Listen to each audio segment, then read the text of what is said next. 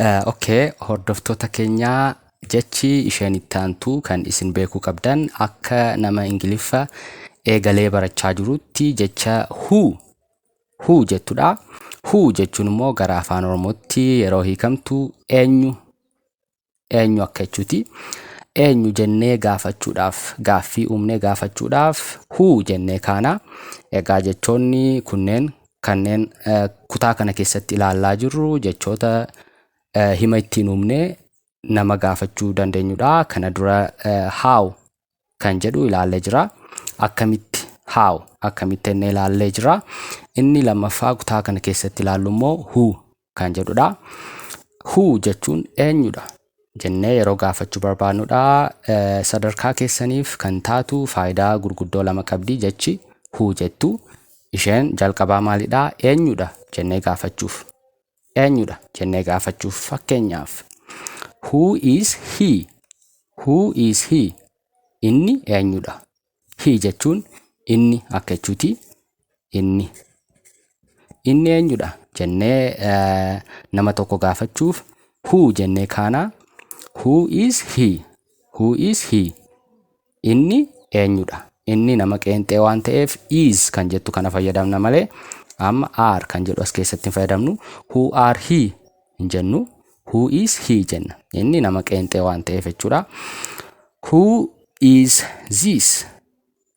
Who is this? Eenyu kun eenyu jennee gaafachuu barbaanne who is this jenna.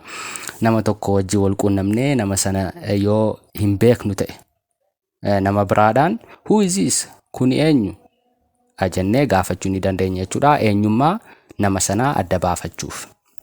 Fakkeenyaaf who is your English teacher? Barsiisaan ingiliffaa keessanii eenyu? Your jechuun keessanii yookaan kan kee. Your jechuun nama tokkoofis ni taati, nama baay'eefis ni taati.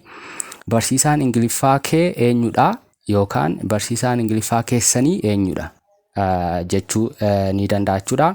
Kanammoo kana dura ilaalleerraa kutaa keenya tokkoffaa keessatti adda baafannee jecha your jedhu kana ilaallee jirachuudha.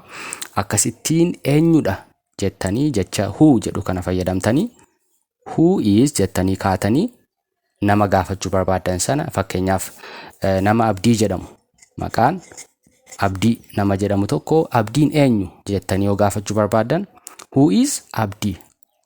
Who is Caaltuu? Caaltuun eenyudha. Who is Boonsaa? Boonsaan eenyudha. Eenyummaa nama sana adda baafachuuf jechuudha. As buustanii gaafachuu ni dandeessu. Kun faayidaa jalqabaa jecha who jedhu yookaan eenyu jedhu jechuudha.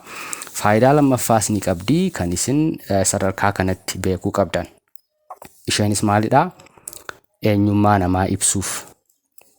Eenyummaa namaa ibsuuf kan itti fayyadamnudha. Fakkeenyaaf he is a thief.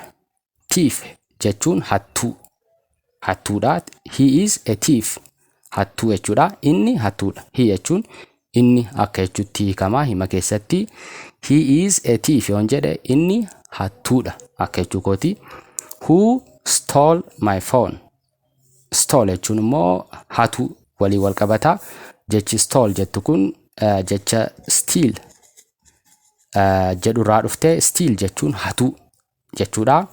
Yeroo taatee darbe goonu immoo yookaan pastii jecha kana gara simple pastiitti yeroo jijjiiru taatee darbe yeroo goonu stole kan jedhu taati.